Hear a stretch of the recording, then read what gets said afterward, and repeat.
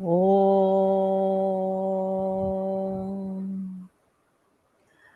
वासुदेवेन्द्रयोगीन्द्रं नत्वा ज्ञानप्रदं गुरुं मुमुक्षूणां हितार्थाय तत्त्वबोधोऽभिधीयते। ॐ सहनाववतु सहनौ भुनक्तु सह वीर्यं करवावहै तेजस्विनावधीतमस्तु मा विद्विषावहै। ॐ शान्ति शान्ति शान्तिः।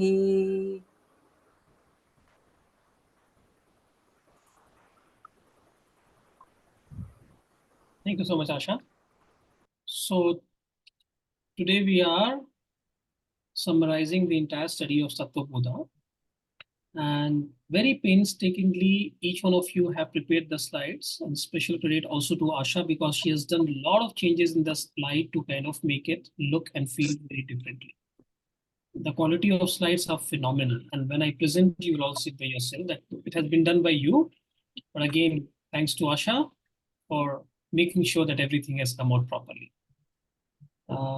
And yeah, there has been too much of to and fro. I have been pushing back each one of you saying that please work on this slide further, please work on this slide further. So I hope you'll excuse me for that. But when you look at the quality of slide, you'll see it for yourself how beautifully everything has come out. So without further ado, let me just start the presentation.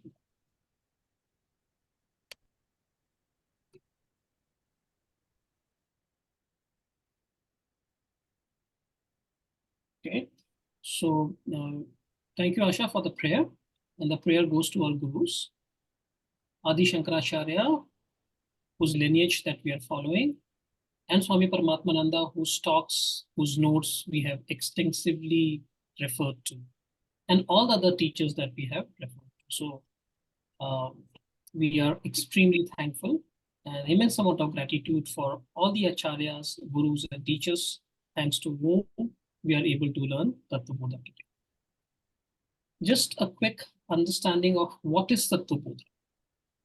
So Bodha is knowledge. Knowledge of what? Knowledge of Tattva. Tattva in the current context means the reality or the true nature. So Tattvabodha is basically understanding of the knowledge of ultimate reality. Just a minute. It is knowledge of the ultimate reality about us, about everything around us. So that's where Tattvabodha concept has been there. Now, who is the author? There is always a complication and discussion around that. A lot of them say it is Adi Shankaracharya who wrote this prakarana. Some other people do say that disciple of Acharya Vasuvendriya actually is the one who have wrote this text. So that has always been, but that's important and not so important for us to know for the time being. But yes, it's one of our acharyas who have given this to us. There are a lot of other prakarana granthas which are equally popular, like Tattvabodha, and you would have heard of Vivek Chudamani, Upadeshisara, Atmabodha, Panchikarana. There are a lot of them which is there. Now, prakarana grantha, why it is important? It is important for us to get accustomed to the terms and terminologies which is used in our Upanishadic study.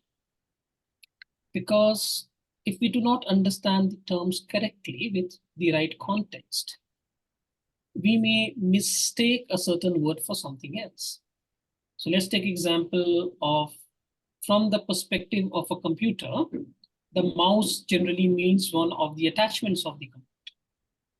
But mouse, on the other hand, to another person means that animal. So the word mouse in two different contexts has two different meanings. Similarly, if you use a word tablet, tablet can be used as in one meaning from the medical perspective, something that you eat to become better. But in modern technology, the tablet is basically something which is akin to a computer.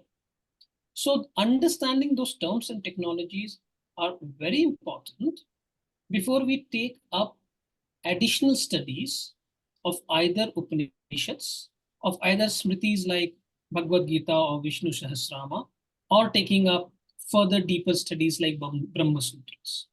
Because if we are not aware of the nomenclature, if we are not aware what exactly those terms mean, then directly moving into these prathashtatrayam, as they call it, either to Upanishads, Shrutis, Smriti, or Brahma Sutras, can create a whole lot of confusion. Therefore, for the group in Twame here, we started our journey with Tattvabodha so that we get ourselves accustomed clearly with all the terms and terminologies which we are using on the regular basis. So this is a brief introduction of Tattvabodha Prakarana, which is going to explain to us about the reality of the true nature, true reality of ourselves, true reality of everything around us. So, Uma, we go ahead with you now. So having understood what a Prakarana Grantha is and what Tattvabodha means. So the first and the foremost important thing that generally we talk over here is how do we go about learning this? So let's start off with the first basic simple example, understanding of the word. What is a adhikari? Or what do we mean by adhikari? Adhikari is someone, and let's let aside the Tattvabodha. Let's start looking at Tattvabodha in a practical sense of an everyday life. So who is an adhikari? Adhikari is somebody who has a certain experience or who has acquired certain fitness or who is being fit or who has some kind of, or he has established his or her worth and fitness. So he or she is an adhikari. That person is called as an adhikari. So how does this adhikari come into the picture? Or how do we get this adhikara? In short, to become an adhikari, we need a means. Everything needs a means, actually. So this means through which one can acquire or become an adhikari is called the sadhana. Sadhana let us start off with the simplest of the example. Sadhana is nothing but it is a means to an end, or it's a means in which the goal is reached. For example, I want to go from destination A to destination B. What are the sadhanas that I have to reach there? I can use my legs. My legs can be a sadhana. I can cycle till there. I can take a car. I can take a flight. I can do anything to reach from a destination A to destination B. So sadhana in the simplest of the sense means it is a means to a goal, to reaching a goal or means to an end. So firstly, what is an adhikari? Adhikari is a person who is fit or who is equipped with these kind of things. And how does he gain that? Through the sadhana, through the means is what he gains it. So let us look at so in life, anything that we need to learn, we need a sadhana for it. So in the question of as per Vedanta or and extrapolating it to the everyday life, there are certain things that they have explained that these are the basic qualifications or the basic requirements so that you can learn or you can be on the path of knowledge. So, but why do we do this? End of the day, it is not only for spiritual growth or learning Vedanta or whatever it is. My experience of looking at Tattvabodha's explanation of adhikari or sadhana has been that it gives an overall different perspective to our whole personality. It brings about a stability. It gives a significant growth. Maybe it even gives a crisis resolution. It gives that mindfulness to the whole stuff. So this is what the qualifications are, which after learning so much about Tattvabodha, we should not limit it to only that looking at it, okay, this is pertaining to only spiritual growth. No. These are the tools that are provided in the spiritual growth where very effectively we can use it in our everyday life. Next slide, Asha, Vidhan. So this is what is the meaning of adhikari and the sadhana the fourfold qualifications that they have mentioned here. So according to them, what are the fourfold qualifications that have been told? Viveka, Vairagya, Shat Sampatti, and Mumukshutva. So I feel from all the learning that we have done in all these weeks, I'm very sure that these tools we have not only used as only these tools have been sharpened so that our quality of life, our way of looking at things are going to change in a very big way. Or we are going to have a different perception of looking at things. I cannot say that things are going to change, but we are going to have a different perception of looking at things. For example, let us take the word Viveka. In simple sense, what does Tattvabodha says? Viveka means it is the discerning between reality and illusion. So how do we extrapolate this into our daily life? It can be like, you are examining the evidences, you're looking at alternate perceptions, you are evaluating the validity of the information. It can be anything, as simple as even if we have to pick up one has a job offer, that viveka or that discernment will help us understand whether the temporary perks which are provided are important or the long-term career growth that is important. It is the discerning thing in the lens is the same. You are using this to our various facets of our life. Next comes Vairagya.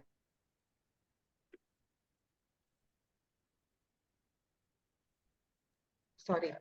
So Vairagya. Vairagya in its literal sense is talking about dispassion. From little that I can understand and I have practiced or work in progress, I can very proudly tell you that it is something it's a kind of an emotional regulation, or it is also where in a typical social setting, one is not looking at external validations. Why, external validations are so important to us. So Vairagya means that don't get attached to the result. Don't, let go of the result, let go of the circumstance, stick to the circumstances and let go of the result. Okay.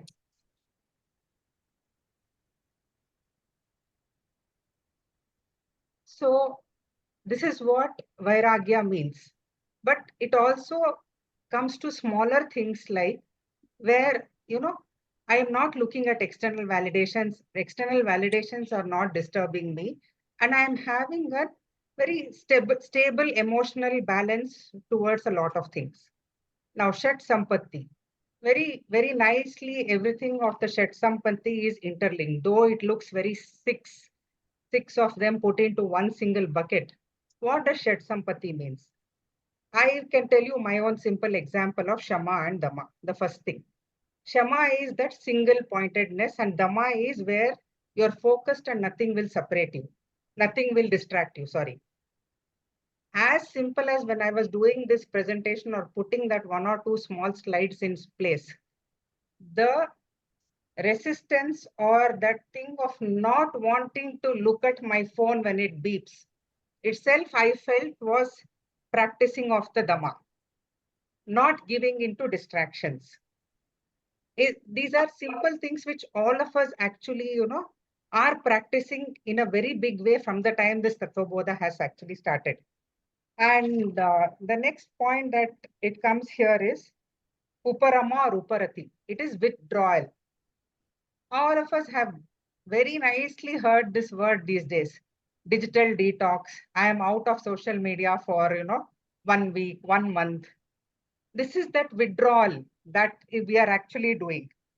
And Titiksha is nothing but sticking to the process, and believing. Shraddha is believing in the process. These are the Shat Sampatti that has been told. And Samadhana is nothing but alertness. As simple as Sahana just telling us today that the class is at 7 and not at 7:30. That is that mind alertness that we are actually practicing. How it came is a different thing, but it is there running, the program is running behind her mind.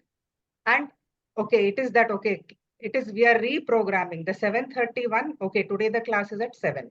So these are the smaller aspects what we do. And mumukshutva is, suppose all of us want to learn something new, or we want to learn a new language, a new thing. It can be a new cooking recipe, or driving, swimming. Being at it completely without thinking what the end result is going to be, and without giving up, is what mumukshutva is, despite all the hurdles. Again, I just want to give an example of Anand being in the class from his hospital room. It is that earning and that unwavering interest that I want to be here. I want to do this. That is what is mumukshatva.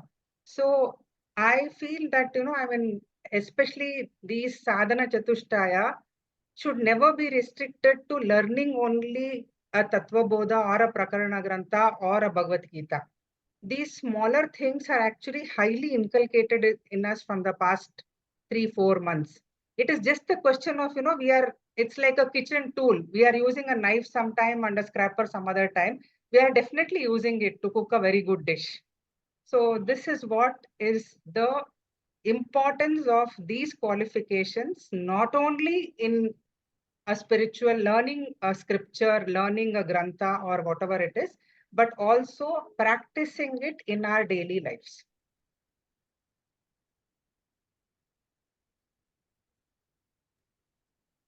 Yeah, Sahana, next is yours. Okay, before Sahana comes first, Uma, thank you so much. It's a beautiful presentation. So nicely you encapsulated the concept on a day-to-day life. One thing I missed out, which actually Uma had made it for me to talk about. So this is a slide which Uma had made, and I was supposed to speak, and I kind of missed it. So before we kind of progress further, Tattvabodha has 4 quadrants. So the entire work, the entire knowledge of Tattvabodha can be divided into 4 quadrants. One is the Adhikari, which Uma spoke about, that what are the basic qualifications that we all need to have before we venture into Tattvabodha sessions or taking up Tattvabodha as a concept. And then it is basically understanding the self. It is then understanding the creation. And then it is basically understanding what ultimately comes out of all this understanding. So right now, Uma has taken us through the qualification. Now we are moving to who am I? Right? So that's something that Sahana is going to take it from here. So, yeah. So after having these qualifications, we have become an adhikari. That is what Uma spoke, right? So adhikari is someone who is a qualified, prepared student or for the inquiry into the reality. So Tattva Viveka, right? So with this discerning mind, now I am able to distinguish between the real and unreal and understand the true nature of the self, which is beyond its temporary and changing aspect, and recognizing its eternal and unchanging essence, which is real, right? So then what is real? So now Bhagavan Shankaracharya has told what is Satya. Real is what is Satya, right? Atma Satya Tadanna Sarvam Mithya. That means Atma alone is true, rest everything else is untrue, Mithya or illusion, right? So now naturally you may ask, what is Atma, right? Atma is I, myself, or the self in each one of us is Atma. But we have a wrong notion about what Atma is. 99% of the people think Atma is this physical body, or this emotions, what we feel, or this experience, what I go through, right? So let's understand what Atma is. To understand what Atma is, it is very important to know what Atma is not, right? So here we analyze the individual, analysis of the individual comes, the jiva comes, right? Each jiva is made up of two components. One is Atma, the other one is Anatma. Atma is a spiritual component. Anatma is a material component. This material component is further divided into 11 parts. Those are 3 Shariratriyas, Panchakoshas, and 3 Avastatriyas. As you can see in the slide, so what are these 3 Shariratriyas? Stula Sharira, which is a gross body, and the Sukshma Sharira, which is a subtle body, and the Karana Sharira, which is a causal body, right? So then this same thing is further divided into Panchakoshas. Let's talk about what is Stula Sharira. Stula Sharira is a physical gross body which is made up of gross 5 fundamental elements, which is visible or which is perceived by our sense organs, right? And this is also called as Annamaya Kosha, the food sheet, right? So what is the nature of this Stula Sharira? It is continuously changing and dying. So this Stula Sharira goes through 6 important stages called Asti, Jayate, Vardate, Viparinamate, Apakshiyate, and Vinashyate. So from birth to death, there are different stages it goes through. So then you may ask me, who created this Stula Sharira, right? It is Satkarma Janyam. That means it has been formed by our own past actions. The actions of not this birth, the actions of the previous birth. So that is called, we call it as a prarabdha karma, right? From these actions which are done in the past has started giving result in this janma. So if you have done a good karma, then we have a wonderful body. If you have done a bad karma, then we have a papa karma, then there is a defect in the body. So satkarma also means good karma, right? Since we have all done little bit of good karma in the past, we are showing interest in the spiritual texts, right? And we are learning this Atmabodha, Atmajnana, right? So then coming to Sukshma Sharira. Sukshma Sharira is a subtle body. Subtle, it is made up of subtle, finer matters like energy. So it is not visible to our eyes, right? So the definition of Sukshma Sharira is Sukha Dukkha Bhoga Sadhanam. Sadhanam means instruments. It has 17 instruments, right? And the same Sukshma Sharira, when it comes to Panchakoshas, it is divided into 3 parts. Pranamaya Kosha, which is the vital energy or prana sheet, or Manomaya Kosha, which is mind, including our thoughts and emotions, and Vijnanamaya Kosha, which is intellect or a knowledge sheet, right? So, what are these 17 instruments? It has 5 Panchendriyas, that is 5 sense organs of knowledge, 5 Karmendriyas, 5 sense organs of actions, and Pancha Pranas, 5 Pranas, and Buddhi Manas, mind and intellect.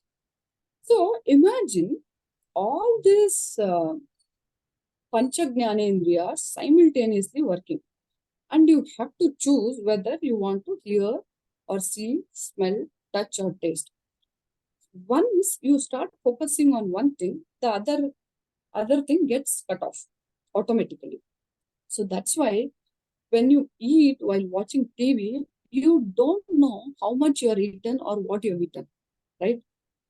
Similarly, if you are in this class and your mind is elsewhere, none of this discussion or none of these topics enters your mind, because the mind is not functioning behind the ears, right? So it is very important that you require an internal coordinating organ called mind and intellect, which is a backup for this Jnanendriyas and Karmendriyas, right? So this sense organs of action requires energy to do actions because they are the action-oriented organs, right? So you require to fill up a petrol. So therefore, you have to have food, and that has to get digested, and it has to produce energy. That energy we are calling it as pancha pranas, right? So coming to Karana Sharira. So Karana, what is the meaning of Karana? It is cause. It is a cause for these other two Shariras. This Sukshma Sharira, Sthula Sharira and Sukshma Sharira. So if something has to exist, if this body has to come, or if anything has to come, it should have existed in some rudimentary form or some seed form. If tree has to be born, there should be a seed, right? So this Karana Sharira is a seed for this Sthula and Sukshma Sharira. And what is the definition of Karana Sharira? It is said it is Anadi Avidya. It is beginningless. Avidya is ignorant. So why it is beginningless? When it comes to the lifespan of these Shariras, Sthula Sharira remains only for one lifespan, one lifetime. Wherein Sukshma Sharira can stay for many lifespans, many janmas. Wherein Karana Sharira stays even for yugas. Even after Pralayam, Karana Sharira stays, right? So this Karana Sharira is ignorant, means it is avidya. So this avidya can only be destroyed by the rise of vidya. Only the person who is self-realized is the one who can get over this, who can destroy, who can get over this cycle of birth and death. So when I say this, that means the end of Karana Sharira is the end of this cycle of birth and death, right? So this is also called Anandamaya Kosha in Panchakoshas. So now, what is the use of knowing all this? So now we were inquiring into who am I? Who is this self? So now I am seeing this, all the Sharira Trayas and Panchakoshas. Do you think I am any of these? I am not, right? Because I am able to see them. So I am an observer. I am seeing all of this. So I am not any of these. So am I these avastha trayas? What is this avastha trayas? So trayas means it is set of three. This is the three set of experiences. Every jiva has to go through, especially the human being has to go through with these three experiences every day. What are these experiences? Jagrat, Swapna, Shushupti. Waking state, dream state, and deep sleep state. So, what is Jagrat Avastha? So, Jagrat Avastha is a waking state where all our sense organs are operational. But in dream and deep sleep state, all these are not operational because our eyes are closed, ears are open, nose is also open, but it is not functional because the indriyas or the sense organs belongs to Sukshma Sharira. If this indriyas or sense organs has to work, then it has to have it has to identify it. These indriyas are located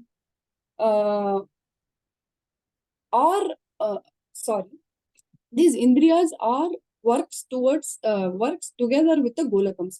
Golakams are nothing but these indriyams which are present in the Sthula Sharira. Their location is called golakam. It is like eyeball.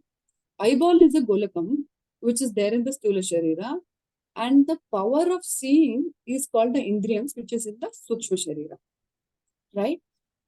So if indriyams has to work, then it has to identify itself with the physical body where these golakams are present. So when we are sleeping, we are this sthula sharira, the gross body is withdrawn, right? So that's why these golakams are not available for indriyams to perform.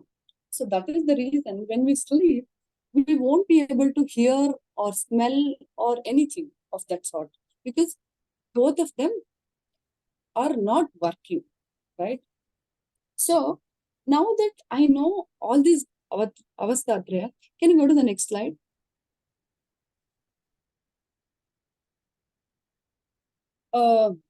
Yeah, this I already explained. So by knowing this, do you think I am any of this? I am a waker. Can you see that, can you say that I'm a waker, or I'm a dreamer, or I'm a deep sleeper? No, right? I am none of this. But what am I? I am watching all of this state, this changing states. I am watching. I am an observer, right?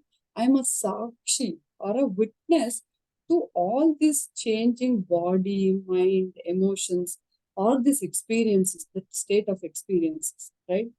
It is like a person who is doing a drama on the stage, and imagine he is doing a role of a Rama, where Sita is lost. He is going and asking, he is crying badly, and he's asking everyone, every tree, every stone, where is my Sita? Where is my Sita? Right? But behind in his mind, he thinks of his real wife, who's sitting right in front of the stage. And in his mind, he says, thank God, nothing happened to my wife, she's there. So with that assurance, he continues to cry and continue his role in the drama. So same way, when I know that I am not my body, mind, sense complex, I am none of this, right? I am what? I am an observer. So I am not the one who is playing these roles in my life, that I am a mother, I'm a sister, I'm a wife. These are the roles we play, right? I am none of this. So who am I? I am an observer. So with that assurance, you will start taking or analyzing anything which comes to you. So all that suffering suddenly drops, because you are, with this discrimination, with this, you will be able to distance yourself from this, all these things, all this anatma, and go close to the atma, because you know that is what you are, and you are none of this body, mind, sense complex, right? Yeah, that's about it from me. Thank you, Sana. Thank you so much for setting a stage for me to come back again. So very beautifully, Sahana explained what I am not. So what she has said is that just as the house is not you because the house is something that you can experience, the car is not you because car is something that you can experience. The glasses are not you because the glasses are something that you can experience. Similarly, this body is not you because you can experience your body. If it was you, you could have not experienced it. Similarly, the thoughts are not you because you can experience your thoughts. Your beliefs are not you because you can experience your beliefs. The emotions are not you because you can experience your emotions. So the point which beautifully Sahana was trying to bring out is, and this is what exactly is written in Tattvabodha, what is mine cannot be me. It is my body. It is my thoughts. It is my emotions. It is my car. It is my hand. So anything which is mine cannot be me. I possess it. I possess everything. And that is the essence, that there are two things. Since this body and this mind is a little bit more proximate to me, a little bit more closer to me, we tend to identify it as me. While the car and my clothes and everything is far away from me, I don't identify as me. And therefore, the point here, which is being made in Tattvabodha very beautifully, is that what is mine cannot be me. I am the experiencer of the body and the mind, and therefore, body and mind cannot be me. I am the simple witness consciousness. And that witness consciousness is termed as Atman. That There are two aspects that we're talking about as far as Jivatma is concerned. The first aspect is the experiences, the experience of the body, the experience of the mind. However, that experience is not me. I am the experiencer. I am the very Atman, which is experiencing this body and mind. And then the question comes is, okay, I am that Atman, which is experiencing the body and mind, and I'm not the body and mind. Then can you explain me what is this Atman? What is the nature of this Atman? So if the question were to ask you, what is the nature of a fire? So fire has two nature. One is heat, another is light. Similarly, my essential nature, which is Atman, which is the witness of the body and mind, has three aspects. Those are Sat, Chit, Ananda. What does it mean? Sat means that I, the Atman, has always been there. That means I have always existed in the past. There is no birth or death for me. I have always been there. Birth and death belongs to the body, not to me. Plus, I will always be there in the future. That means what keeps on changing is the body and mind, but I, the witness awareness, continue to be there in the future.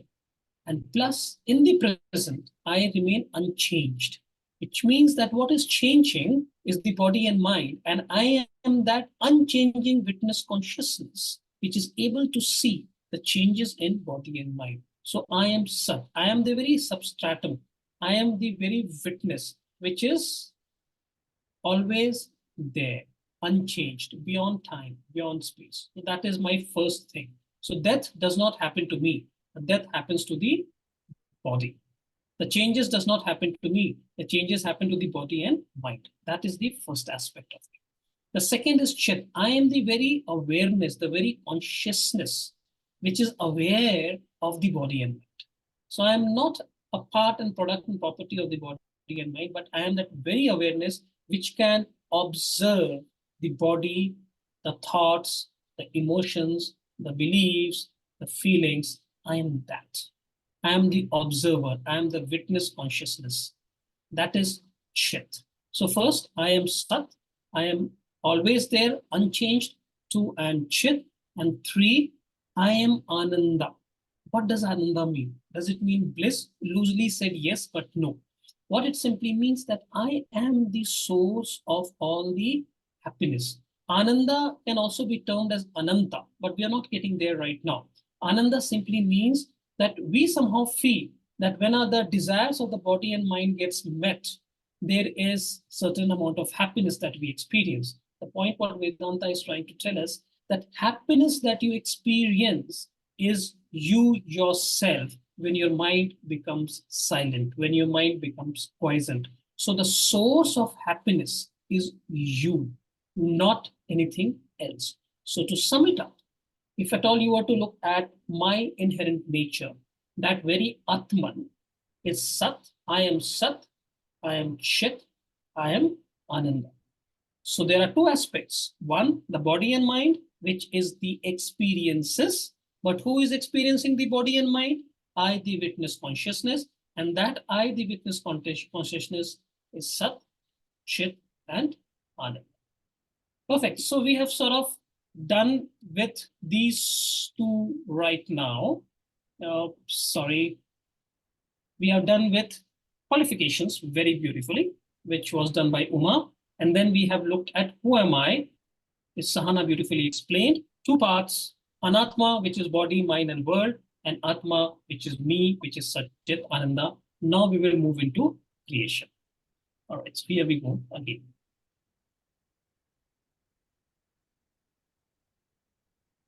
Perfect. So here we go. Yeah. Good evening. So I'll just be doing the initial part of the creation of Jagat. Now, till now, we had a explanation about the Stula Sharira or Sukshma Sharira, etc., coming from the viewpoint of Jiva. So now we'll take up similar study coming from the viewpoint of Jagat, okay? And we'll see how it pans out. So the first thing about Jagat, what is Jagat? Jagat is Brahman manifested. So Maya is a basic feature of Brahma that we know. So that becomes our starting point to get into the details of Jagat. So the DNA of Maya, the DNA of Maya is the three gunas, as we know, the sattva, rajas, and tamas. Knowing, doing, and resting faculties. So that's the first, thing that we start with. So from Maya, that was the starting point. The Akasha was born.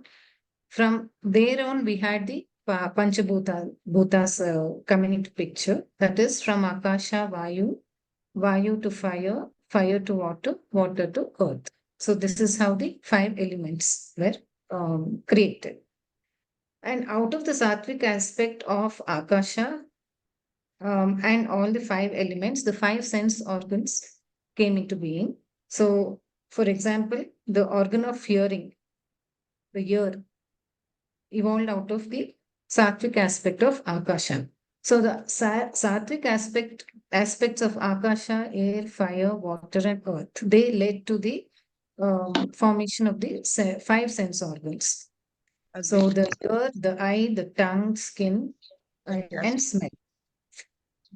And then the total sattvic content of these five elements led to the formation of the antaparanas, the inner instruments. So which are manas, buddhi, chit, and ahankar. We'll not get into the presiding deities details. We'll skip that for now.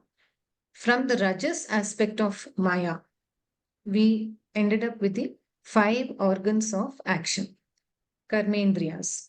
So from there we could arrive at the organ of speech, hand, leg, anus, and genitals. And from the total rajas aspect of all these five elements, that led to the formation of five vital pranas. Just now we heard Sahana speaking about this. Prana, apana, vyana, samana, udana. And finally, the tamasic aspect, the stula shariras, how did they come into picture? So the grossification took place. So the tamasic aspect of the five elements in some proportion got combined to, and then the panchikaranam took place, which was a process of the subtle elements becoming gross. So that got completed. So from these grossified elements, gross body was formed. So we ended up with the gross Akasha, the gross Agni, gross water, gross earth, etc. So this is how the creation part took place, from the subtle to the gross. That was the journey starting with Maya. So now we'll have to get into the, there are some interesting questions which Bidan suggested that had to be discussed now. Just knowing these details wouldn't be enough. So how is it relevant? How does our understanding change with respect to these details? So Asha will take up that part. So all we can say that now in conclusion, the five elements make up the universe and the same five elements make up our bodies. So I'll stop with that and then we'll wait for Asha to take up. Sure. Thanks, Prema. So we just now saw the creation of Jagat, and we saw that all the gross body, the subtle body in terms of all the pranas, the mind, the intellect, right, the buddhi, everything, including the causal body, all of these are just the five elements, which is what we saw in the last slide. So what does this mean? So this means that we now understand that everything in us, what we thought was us, is all made up of matter. What we have in us and what is there in universe, everything around us is made up of just these five elements, whether it is the gross elements or the subtle elements, sukshma elements, it is all just these five elements. And we have been mistakenly identifying with our body, with our mind, with our intellect, and all of these are just matter. So when we look at, amness, which is the awareness, and Bidan just talked about the Atma, the amness. So this cannot be matter, right? Matter is jada, which is insentient. So matter cannot be sentient. So this amness has to be something different. So now, when we look at it that way, we now see that we cannot be any of this. We cannot be this gross body, this subtle body, and this causal body, which is nothing but matter. We looked at how the thing has evolved from the Jiva perspective.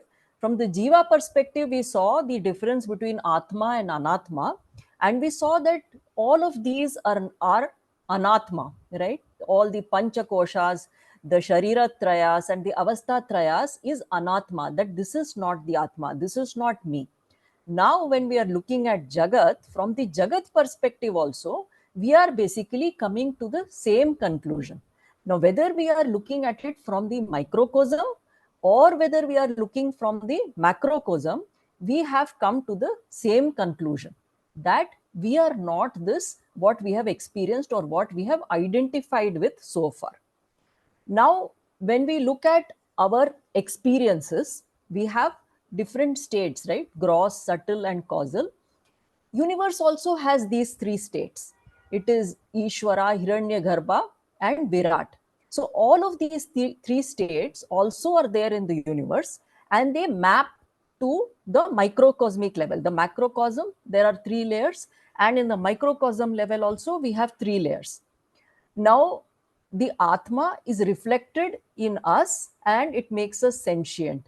And, and the same Atma or Brahman is reflected in the through the universe. And there is a universal consciousness. So if we understand how real we feel, right, we have a feeling of reality within us. We feel conscious, we feel that reality. If we just extrapolate this, we can understand that there is a universal consciousness also at the same time, something that we have probably never acknowledged, but it is as real as the consciousness that we experience within us.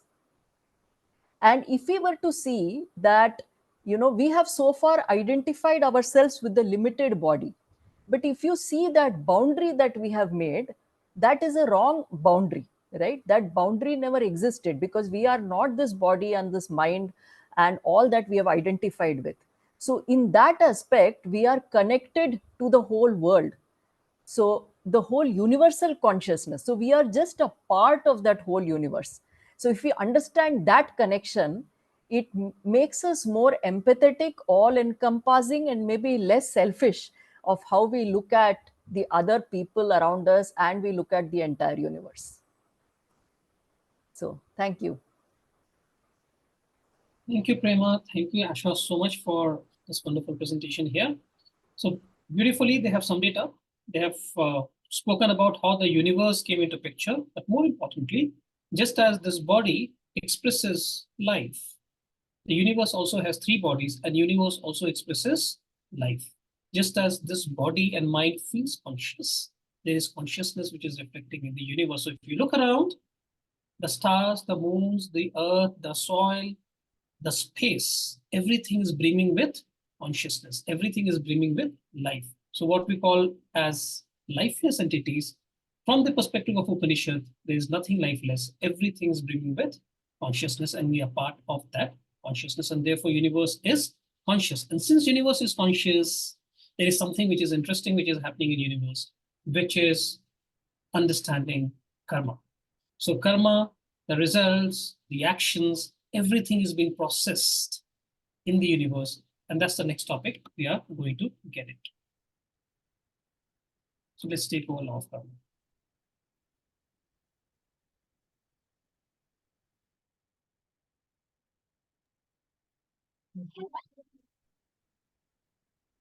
Hey, hope I'm audible. Yes, Anand, and thank you so much for making this happen in spite of the fact that you've gone through surgery too.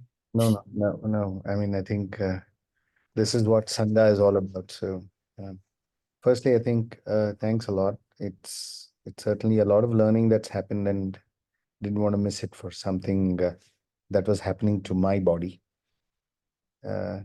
So when you look at a law of karma, I mean, let's look at the first principle. I mean, one is drishtapalam.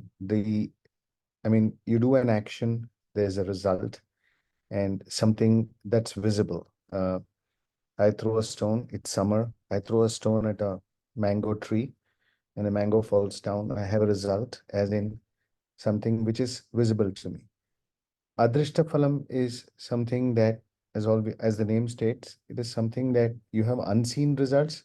Results do come, either they're delayed or you're not able to pinpoint it to an action that you have done. Let us say, I think ill about someone, right? Continue to do that. Uh, does it catch up with me? Does something happen to me? Yes, probably happens later. So moving from first principle, let's go to the second principle. I think this is very common. We often use this. We say, oh, this action leads to punya, this action leads to papam. I mean, so anything that is meritorious that you do as an action ideally leads to a favorable result, and anything that is not meritorious typically leads to unfavorable results. So looking at that, karma is both action and result. And when we dwell deep into what are the types of karmas, I think our gurus have been, I mean, so knowledgeable that they've said this. So there are typically 4 types of karmas. I mean, of course, the internet is a buzz with 3 and 4. We'll go with 4. One is sanchita, next is prarabdha, agami, and kriyamana karma. I'll speak a little more about this in the next slide. Bidan, if you could.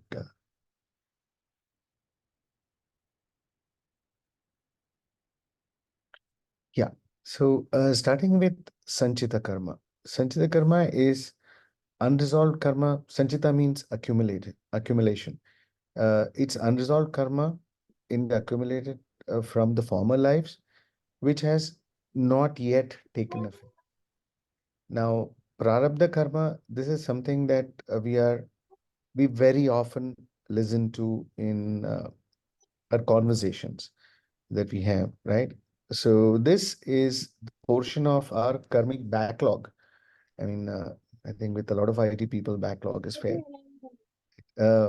That will play out in this current lifetime of ours. So that's why we keep referring to prarabdha. And whatever we do in this life, whatever actions we do in this life, right? Whatever is the karma that is generated, uh, which have actions that we're doing now is called kriyamana karma. And when you come to agami karma, I mean, here is where this is the karma which is generated now and could affect us in this lifetime or any one of those future lifetimes.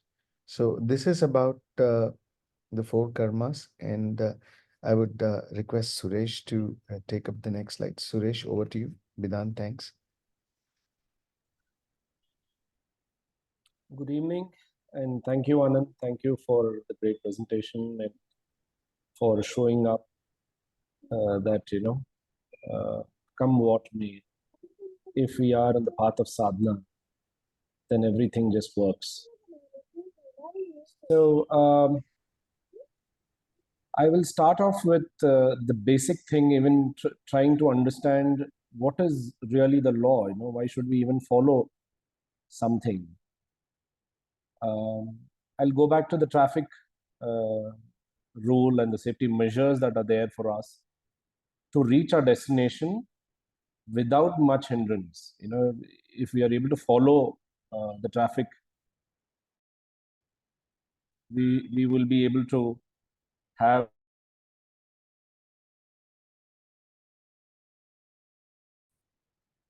but if the law itself is not there, it's filled with complete chaos.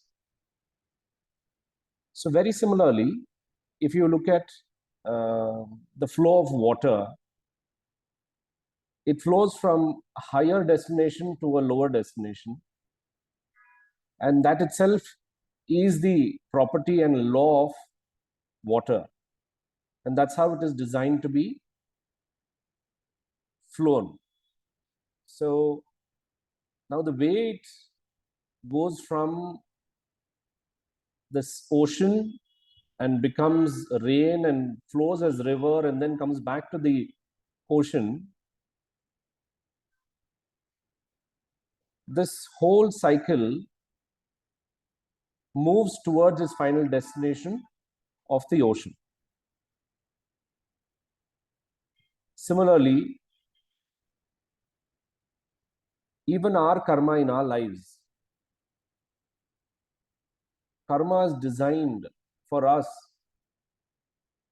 to find ways and means. It gives you situations, it gives you ways and means to reach your final destination, whatever that is in every lifetime. Might be these lifetime, the current lifetime, we are mostly moving towards our spiritual salvation. And maybe it was different in the previous lifetimes because human life has gone through different levels of development. And now we are at a point where we are developing our intellect. And through the intellect, we are able to reach, or we have the means of reaching the final spiritual salvation. So without the law of karma, without the karma, we would not be able to reach or have the guidance to reach the final destination. Can we move on to the next slide, Bidan? So going back to the traffic, now if we are not able to follow it, we are fined, either big fines for big mistakes or small fines for small mistakes. Depends where you are, whether in Bangalore or a small town. So similarly, you cannot define how big the karma is going to come back to you in terms of good or bad karmas. It is dependent on the overall situation and overall environment or at that given point of time. But whatever it is, whether you feel that to be a certain amount of pain or pleasure, it is all to put you in line with nature and in line with your purpose of life and to the final destination. Similar to a traffic fines. And even if you're fined, it is due until you pay it. So it's same in karma as well. Good or bad, postponing things. A lot of them say that, I have seen my parents struggling with having children. I don't want to struggle like that, raising children. But if there is a certain amount of karma written that you have to go through this pleasure and pain in your life, even if you avoid certain situations, it will always come back to you. So the other point that I want to make is that when you're trying to raise a child and say this child is probably irritating you a little bit while you're working, or you're in your own work, then simply by shouting and saying be quiet, rather than being calm and understanding what the child needs, why the child is seeking for attention, we are so involved in our work, we simply shout and say be quiet. So the child doesn't even understand, you're shouting and saying be quiet. So it takes the essence of what you're doing, that is shouting, which means it understands that shouting makes things work or quietens the situation. And the child inherits that rather than being quiet in the future. And as an example, if we are dependent on the children in the future, whether physically, financially or emotionally, and the child is taken over this learning into its life, the child is going to shout back at us. So whatever you do, whatever happens, there is nothing to be, the learning is that once you understand karma, there's nothing to be postponed. Everything has to be experienced here and now. So why even have fear? Why even run around to make our lives too luxurious, too comfortable, thinking that, we are not going to have these problems or issues coming back to us? It will come in some way or the other. So that brings me to the prarabdha karma. So one of the karmas I just wanted to define, I didn't want to take the names. I just wanted to put the essence of karma here. So from a prarabdha karma perspective, it is, as Anand said, it is a karma that gets scooped from your sanchita karma. The karma that is, sanchita karma is your lifetimes karma put together, lifetimes, human lifetimes put together. And when the prarabdha karma is your current birth, before being birth, before coming into life in this birth, prarabdha karma is the one which defines where you would be, how you look, and what situation you will be in. Because that is the karma that will help you to reach your destination with as less hindrance as possible. And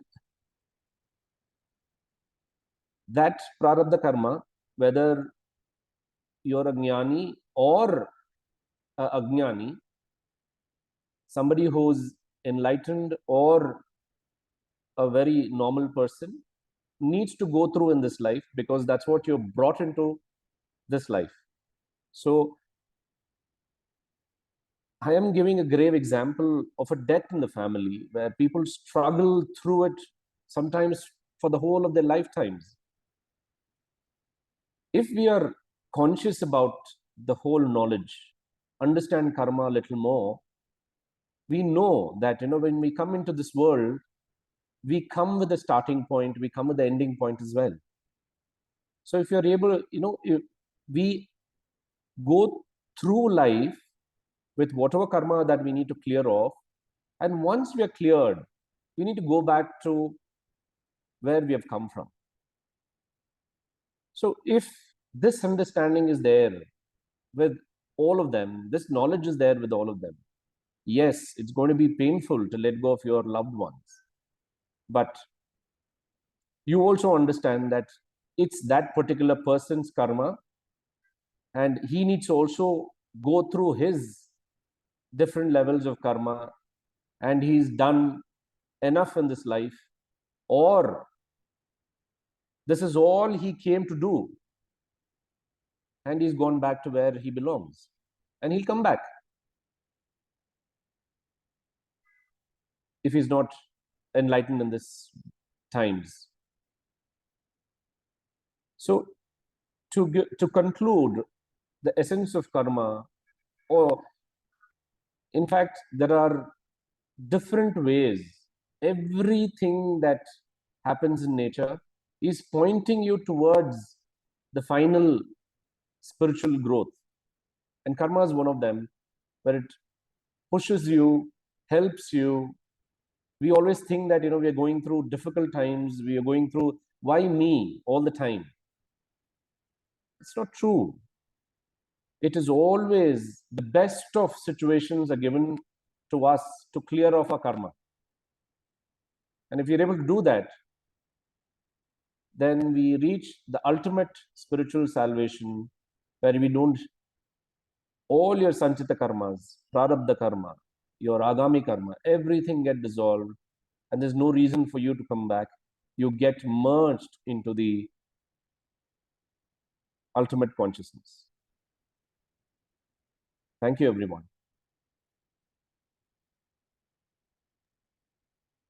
Thank you, Suresh. Wonderful presentation, straight from your heart. Thank you so much, Anand, for making time. Thank you, both of you.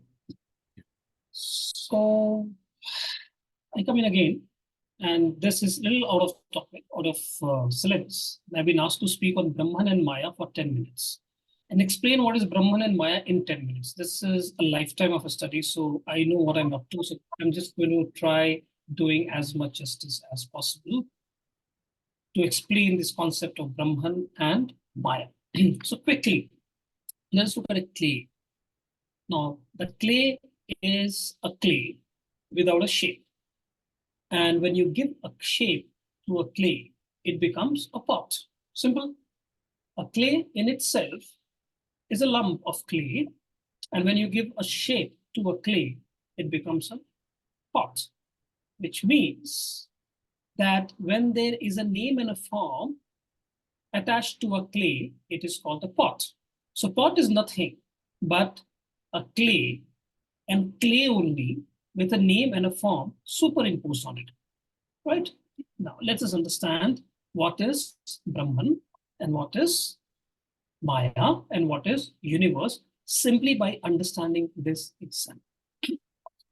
So there existed an existence which is only an existence, a lump of existence, which is like a clay. That lump of existence is called Brahman. Right?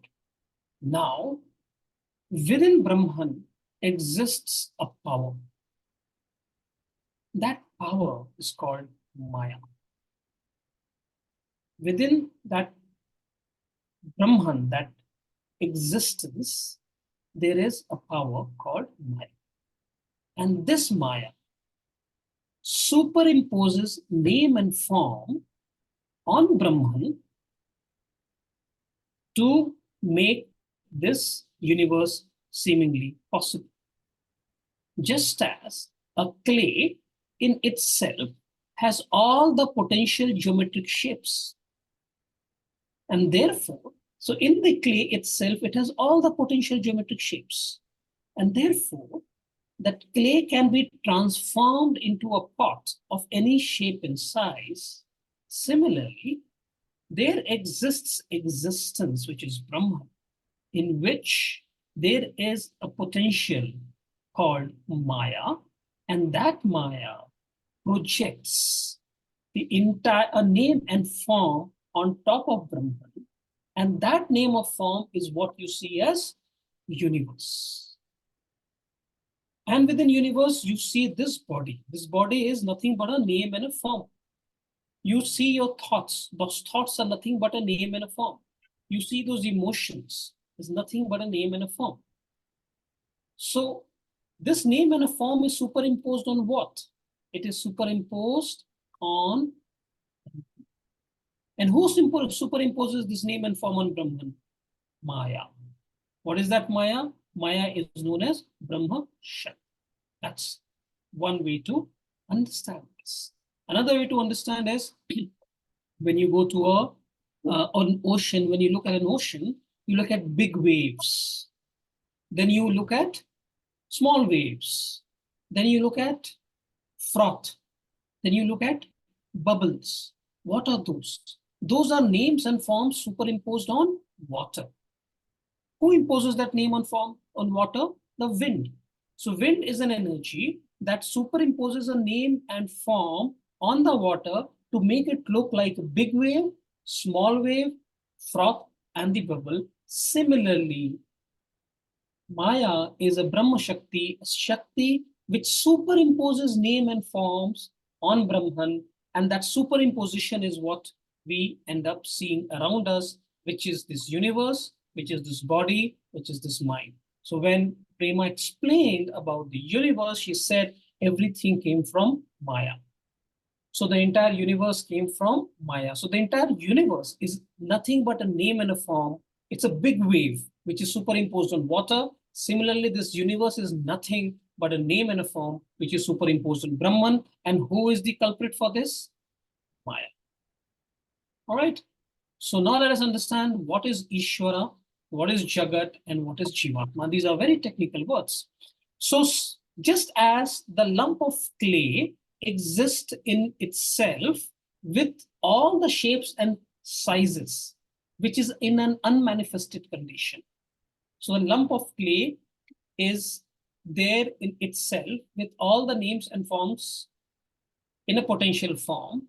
Similarly, when Brahman is just mere existence with Maya in it, which is yet not manifested, that is called Ishvara. That state is called Ishvara. Ishvara is nothing but Brahman plus unmanifested name and form, which is called Maya. But when the same Maya manifests itself and becomes the universe, then Brahman, along with the manifested name and form, manifested Nama Rupa, manifested Maya, is called Jagat. And therefore, they technically say in Upanishad that Ishvara becomes Jagat. So Ishvara becomes universe. And from Jagat comes this body and mind, which becomes Jivatma. So from Ishvara comes Paramatma, which is nothing but Jagat. And from Karmatma comes Jiva. Is this okay? Now, how has this been explained in our ancient text? So, which our oldest ancient text, which is Rig Veda, clearly calls out Ekam Sat Vipra Bahuda Vadanti, which simply means God is one, whom the wise call it by many names. This has been written some 10,000, 20,000. God knows when it has been. Nobody knows.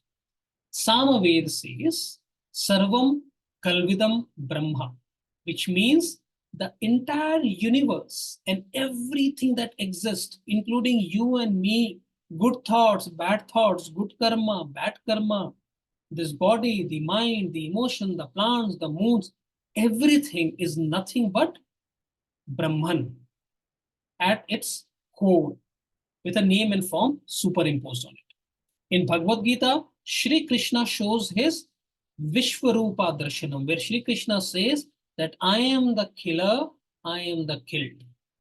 I am the one which is being born, I am the one which is going through death.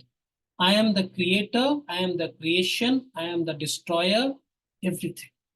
So the universe, and this is what was Asha trying to say, that this entire universe is brimming with consciousness. This entire universe is nothing but Brahman, which is there. So where is God? God is here and now, everywhere, because everything is Brahman, right? And on this Brahman gets superimposed the name and form. Who is the one who is superimposing the name and form? Brahma Shakti, which is called Maya. Maya superimposes the name and the form, and therefore one looks like many.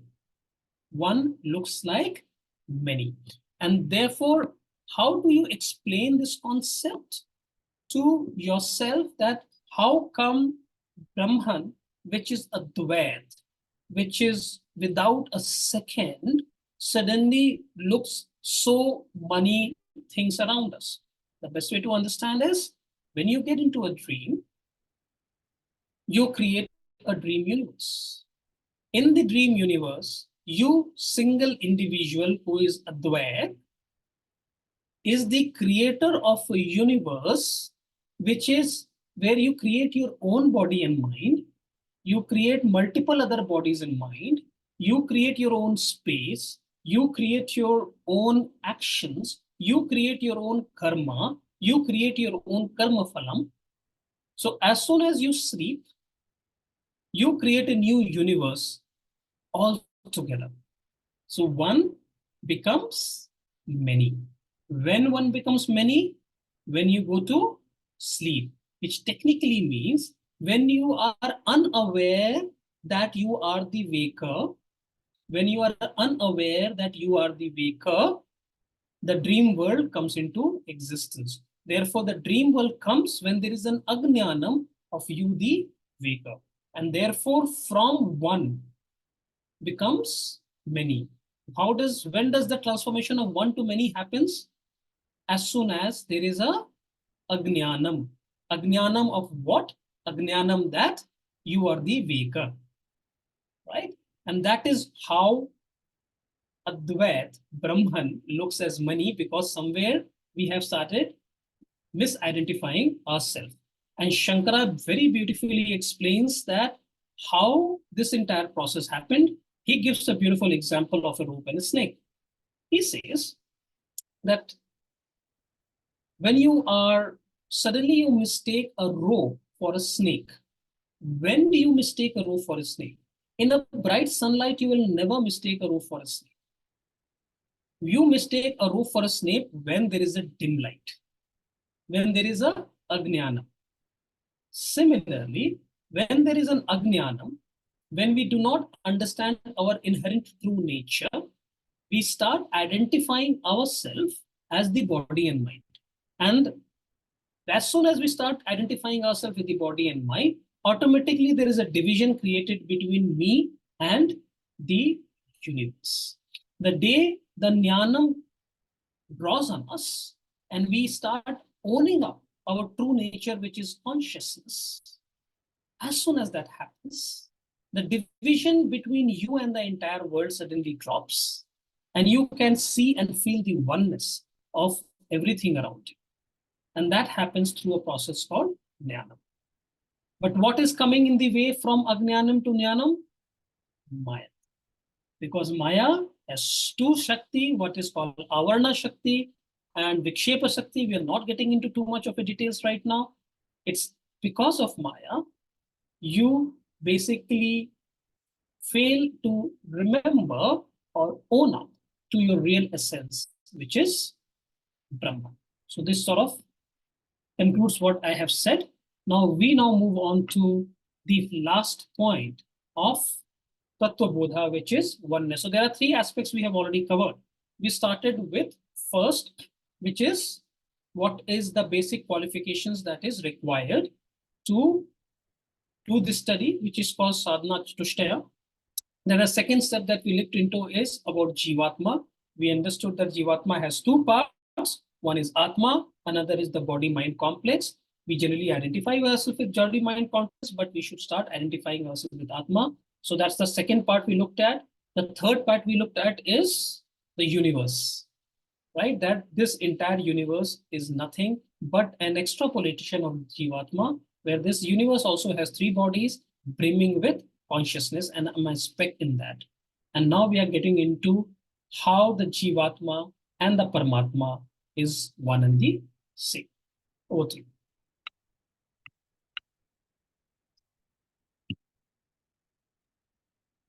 Thank you, Vedant, and thank you everyone else who's been part of this today's session, because I think what we have is pretty much already explained by each one of you, each of the groups in detail. So I don't think we have to repeat that. Just to, I think, look at this picture and summarize or give an understanding, I think that it's all Brahman, and we all know Brahman. And there's an element of Maya, which is Ishvara. So Brahman plus Maya is Ishvara, which Bidan has already spoken about. So this is the unmanifested form. Now, when it is manifested, it becomes universe, or what we call as Jagat. And from there, within that forms the Jivatmas. That is, the Jivatmas can be in any form, right? So if you see the picture on the right, you will see that it could be a, a man, a woman, a tree, an elephant, it could be anything, but it all starts from Brahman. So this is basically what it is, but we are talking particularly about Jiva and Ishvara here. So I remember Sahana has mentioned that Jiva has two elements. One is the Atma and the Anatma, right? So what happens is, as Jivas, I think we get associated with the Anatmas, which is things that change, which are not permanent. And we hold on to those elements. And till the time we hold on to those elements, we will continue to be Jivas. Right. So that is, I think, something that I wanted to bring about in the aspect of Jiva. Now, I think it'll be good to talk about difference between Jiva and Ishvara, since most of it has been covered in the previous session. I mean, by the previous participants. So I would like to start off by saying that Ishvara is basically responsible for the creation, sustenance, and dissolution of the universe, while Jiva forgets his real nature, like I said, the anatma part of it, and undergoes pleasure and pain in the world. So this is the major difference that is there between Ishvara and Jiva. And also it says that Ishvara freely moves about in the creation, like how a spider moves in its web, whereas Jiva is trapped, like how a silkworm is trapped in its cocoon. So that's how we are. So I think it is about a lot about moving, and that's why they say flow, right? Move along or be like water. So we've heard all of this. So the interesting part now here is that the differences between Ishvara and Jiva, so please note this, that it persists as long as we are conscious of our body, mind, names, and forms. The day that difference is not there, we are not associated, we do not associate ourselves with the body, mind, names, and forms, I think we will be Jivan Muktas. Yeah. So that's from me. Over to Asha. Okay. Thanks, Sapna. So we just heard Sapna. No, we can go back, Bidan. So we just heard Sapna talking about what Jiva and Ishvara is and the differences between Jiva and Ishvara. Now let us take this Mahavakya, which is Tattvamasi. We all have heard this many times in many places. Tattvamasi is thou art that. Now, if you were to take this in a superficial manner, which is the Vachyartha, then you will say Tat means that. That means Ishvara. And thou is you, which is the Jiva. So does this mean that Jiva and Ishvara are same? In a superficial meaning, you would think apparently that is the meaning, but that is not possible, because we ourselves understand that Ishvara has, we are much different to the Ishvara, because the Jiva has limited powers, limited consciousness. Ishvara is boundless, unlimited, all pervading. So you can see the difference when we look at Jiva and Ishvara. In that sense, it is not possible, they appear different. So what does this Mahavakya actually mean? So which means we have to go and look at the Lakshyartha, which is the implied meaning. So thou means the consciousness which is pervading the Jiva. And that is the consciousness which is pervading the Ishvara. So if you look at it this way, then you understand that where is the essential oneness between the Jiva and the Ishvara. And why is this coming? Because we have to remove the upadhis. Upadhis are conditionings. Now, when we make it upadhi vinirmuktam, which means without upadhis, when we see, then we see that both of them are the same. And what are upadhis? Now, if you take gold and the jewelry that comes out of gold, whether it's a bangle or a chain, they are just names and forms of that essential gold, but intrinsically they are still gold. So upadhi means any kind of modification that you have done to the base substance, and which causes the appearance to appear differently, right? Which is vivarta. So it appears differently, but essentially it is the same. Another kind of upadhi is when you bring a colored object near a transparent glass, you will see as if the transparent glass is reflecting that color. So it need not be the modification itself, but it could also be nearness of some other object. You would think that the glass is appearing blue, but the glass is not really blue. It is actually transparent. So when you remove these conditionings and these upadhis is when you realize the essential oneness between the Jiva and the Ishvara. So Bidan, we can go to the next slide. So now that we know this, now let us look at what is samsara. right? We are all stuck in samsara. Samsara is a continuous cycle of birth and death. We know that in our lives we experience raga and dvesha, likes and dislikes, which leads to desires and attachments and gives rise to more and more karma. And we are continuously going round and round in this cycle. So when we understand this oneness, that is when we are able to kind of get the escape velocity to come out of this kind of cycle. So the whole purpose of this cycle, if you were to look at it, ultimately is spiritual evolution. Even what Suresh was telling about law of karma, when we are going through these multiple lives and when we are going, the whole aspect is to guide us to where we ultimately belong. So, as Sri Ramakrishna says, that we are all going to get liberation at one point of the at one point or the other. So, when you go to a temple, you might get fed at 6 a.m., 12 a.m., or 3 p.m. or whatever be the time. But everybody is going to get fed. It just depends on what time, right? And that is the ultimate aim.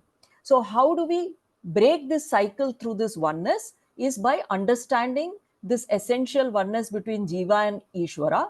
And what happens when we understand this oneness is slowly these attachments start loosening their hold on us. When we look at that oneness, somewhere we start developing the detachment between what we rigidly hold as us, my narrative about myself, my body, my mind, my family, right? Every relation that we see and things that we strongly associate with, we start developing a detachment towards this, and that is when we see that we attain freedom. When the moment we have a detachment to something, we will realize that we are already free of it. When we have dispassion, when we cultivate dispassion towards something, where it is not like we are uninterested in something, right? You might very well participate in everything, but there is a difference. So when we are dispassionate, if it comes, we are happy. If it doesn't come also, we are happy. So when we cultivate that kind of dispassion, we realize that we are achieving freedom. Freedom from fears, freedom from death, freedom from losing our loved people. So all of that starts developing. And this knowledge is already within us. We just have to discover it. Thank you. Thank you so much, Sapna. Thank you so much, Asha. Both of you are very eloquent. Thank you. Okay. Now we come to the last part, which is the crux of this. That finally, what is it? Having understood the oneness, having understood Jivatma, Paramatma, oneness, what does it finally lead to? So let's know. Jivan. Namaste, everybody. We have been hearing for the past hour and a half, I must say, a lot of stuff. Tattvabodha, all in one go. It took us 7 months before. A lot of information. So let me see if I can tie a neat bow on this. We have talked about sadhana, chatushtaya. We talked about the panchakoshas. We talked about the avasthatrayas, the shariratrayas. We talked about anatma, atma, jagat, ishvara. We talked about the oneness of atma and ishvara. And we talked about the base of it all, Brahman. So, and somewhere all along, we have been trying to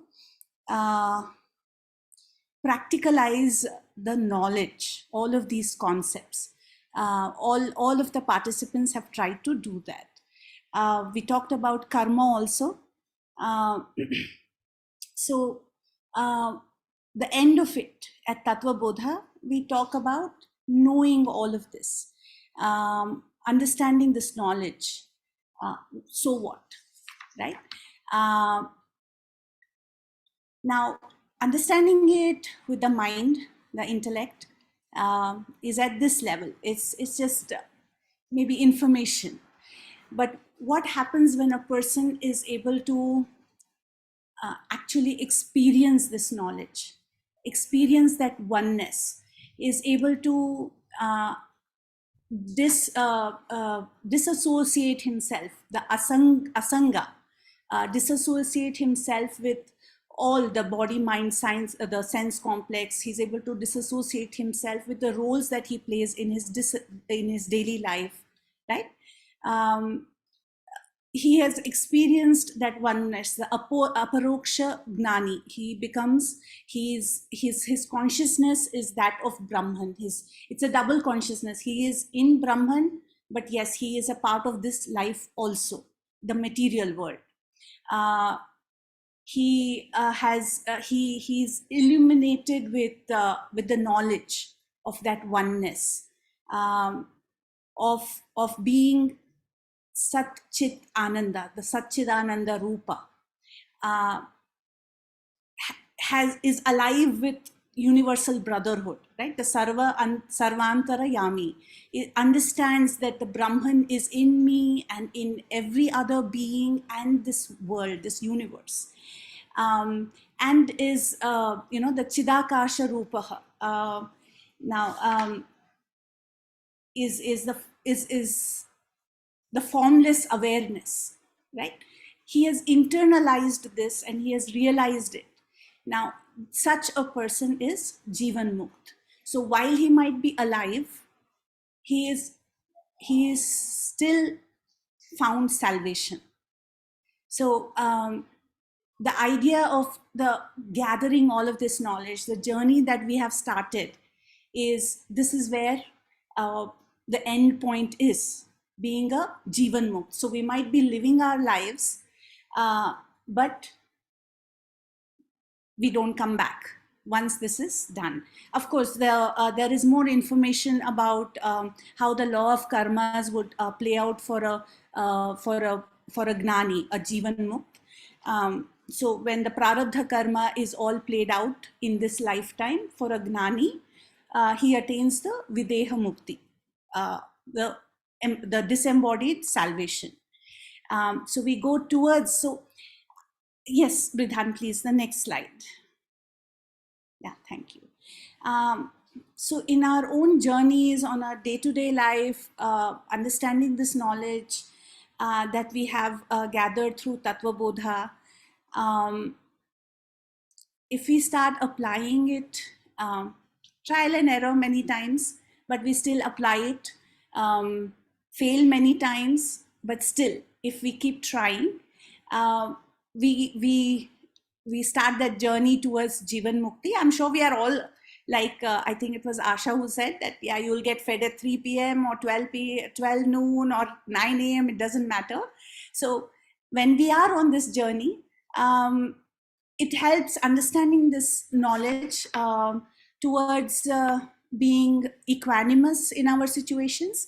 Again, I think this is a little bit of a repetition from what our previous participants have all talked about. The universal brotherhood, you start seeing the consciousness in other people. I mean, just look, I have this past 3-4 months, it's been very hard for me. All the poochies, the little insects that fly around, very hard for me to now do anything violent. I hold them up in a piece of cloth or something and throw them out of the house. A cockroach would pass my way before. It would probably meet the end at the with my jhadu, but it's not possible now. Now that this understanding of this universal brotherhood is there. When you talked about Jagat and when we talked about Ishvara and the consciousness, the principle that Brahman through in everything, it's been hard. So yes, so the universal brotherhood, indifference to duality, good, bad. I was sharing with Bidhan the other day that I was previously a person with very strong likes and dislikes. And somehow that grip has now loosened up a little bit. We decided, like, say, okay, let's change some sofa cushions or whatever. I'm like, okay. It doesn't have to be what I choose. okay, this is what you like, let's go with it. It's not so strong anymore. So it's something simple, even like that, right? Where you're not holding on to I like this or I don't like this, and it could lead to bigger things. Subjugating senses, being more free from desires, um, bringing the ego to a more manageable kind of space, not where that self-awareness and the mindfulness there, where you realize that, hey, this is where my ego is coming in. Let's put it in perspective and keep it to the side, right? And of course, now that we are all aware of the law of karma, uh,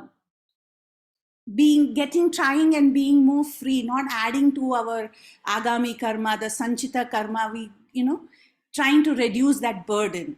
So that, I would say, would be the benefits of all of this knowledge, tiny bit of knowledge that we have gathered so far, and the journey is still long. So thank you so much. Thank you so much, Kaushal. What a close. So beautiful. And look what you do with your presentations. So nice. Thank you. All right, so we come to the close. I think we have no further slides left any longer. And I genuinely believe this was such a fabulous presentation today. Each one of us did amazing. So why don't we close this, Uma, with a beautiful prayer from you?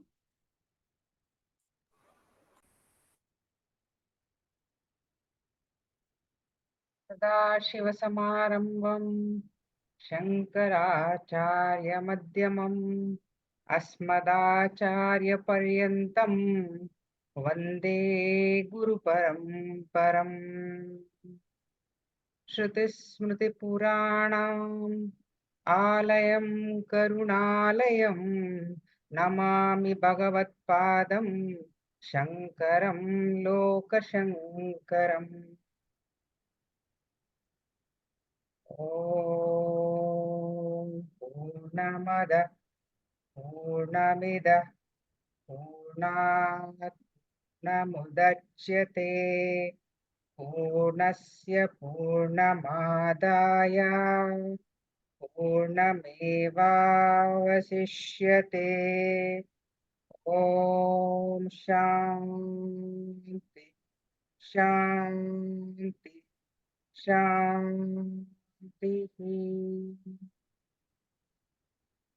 Thank you all. Thank you, everyone. Bye-bye.